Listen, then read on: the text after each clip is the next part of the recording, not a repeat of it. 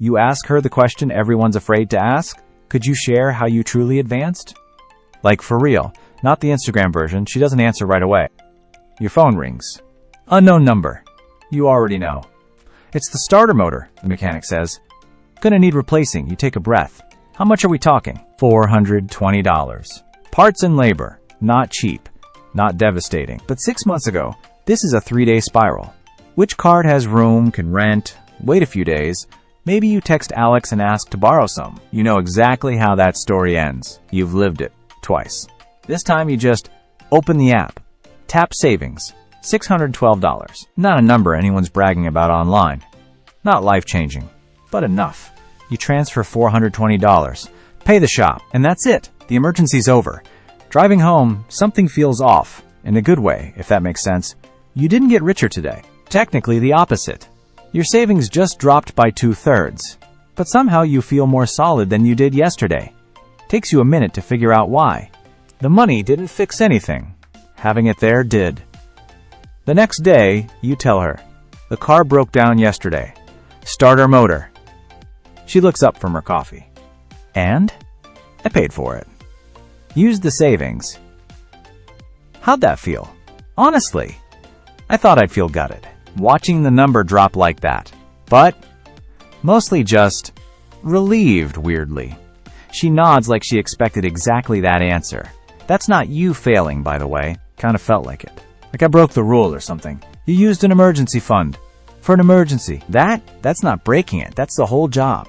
You genuinely never thought of it that way. You'd been treating the balance as if it was only allowed to increase. Money sitting there has one job, she says.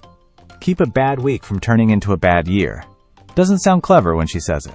It just sounds obviously true, in a way that annoys you a little that you didn't already know it. Months go by. Payday. Transfer. Payday. Transfer. $40 here. $60 there.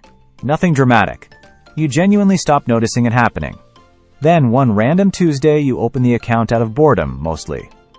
$1, $140. You stare at it for a second because you don't actually remember putting most of that there. Small amounts, repeated a lot of times, turned into something real without you watching it happen.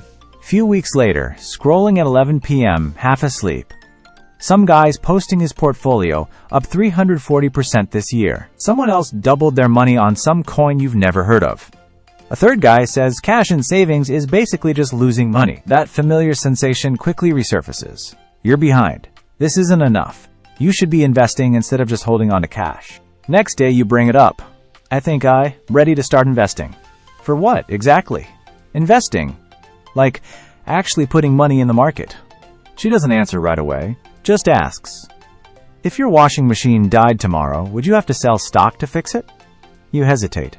Probably. Yeah. Then you're not ready. Sorry, wait. I thought investing was like the whole goal here? It is. Just not first. She grabs another napkin. Draws 3 boxes. Spend. Save. Invest. Most people try to skip straight to box 3. It's like putting a roof on before you've poured the foundation. The roof looks great for a week. Taps the middle box, hard, like she's making a point. Every time an emergency forces you to sell your investments, that money never gets time to actually grow. You're just resetting the clock over and over. Investing doesn't sound exciting when she puts it like that. Sounds logical, which honestly is kind of a letdown, but also makes sense. While walking home, one thing she said kept coming back to mind. Your investments do not require market protection. They need to be protected from you. It takes you a block to figure out what she meant. The real risk was never a crash.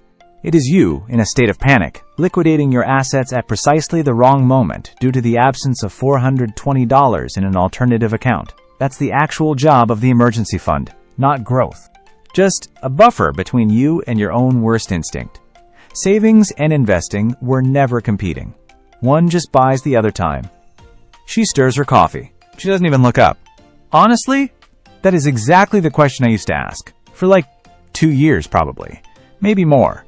You did? Every payday. Like clockwork. I'd get paid and just immediately feel behind. She laughs. Not the polished kind. More like she's laughing at her old self. I assumed I just needed to make more, you know? Got the raise. Twice, actually. Didn't that help? Made it worse, kind of. which, yeah, I know how that sounds. You eagerly await the trick, the app. The stock recommendation. Rather, she tells you about her first promotion, a new apartment, a Civic she didn't really need, and her decision to stop looking at grocery store receipts. It felt wonderful, for maybe 5 months. Then I'm sitting in a Target parking lot doing math on my phone, like real math. And I'm exactly as broke as when I was making $14 less per hour. Same amount broke. You remain silent, because that's basically your last 6 months. Sorry, that was striking. The point is, she grabs a napkin off the table, draws a stick figure with a dollar sign for a head. This is your paycheck. Except it's not just one thing as you see it, but rather it's like 100 tiny employees showing up for a shift. Okay, but most people never tell them what to do. As a result, they leave with coffee drinks. Some subscriptions you forgot you had. I had 3, by the way, and discovered them completely by accident. DoorDash at 11 p.m. You wince, because you know exactly which subscription she means, basically. But if every one of them has got a job the second they land, they stop wandering. She flips her phone around. Every payday, before I even see the number, this just leaves. Automatically. I don't even think about it anymore. Before rent? Before everything. That feels backwards. It is backwards. That's kind of the whole point, honestly. And whatever's left, that's what I live on. You laugh, slightly annoyed at how simple it sounds. That's it? That's the whole thing? I mean, the math isn't the hard part. Trusting it is. That's the actual hard part. Nobody tells you that. Payday hits. Notification buzzes. That old voice shows up. You don't make enough for this yet. Wait till next month. Do it later. You type $40. Stare at it for a second. Press the transfer button before you can talk yourself out of it. Checking account balances drop. Every instinct says undo it. You don't. 4 weeks later, your laptop just dies. The night before a freelance deadline that covers your rent. The repair shop quoted $180. We only accept cash.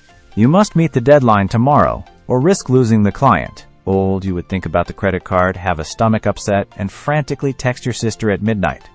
But this time, your brain goes somewhere else first. That account. The one you nearly undid on day 1. $40 increased to $60. It went up to $100. Became, well, almost precisely $180. You transfer it back. Paid the shop. Deliver the deadline on schedule. Nobody sees any of it happen. However, only you are aware of what a $40 transfer from 6 weeks ago truly bought you.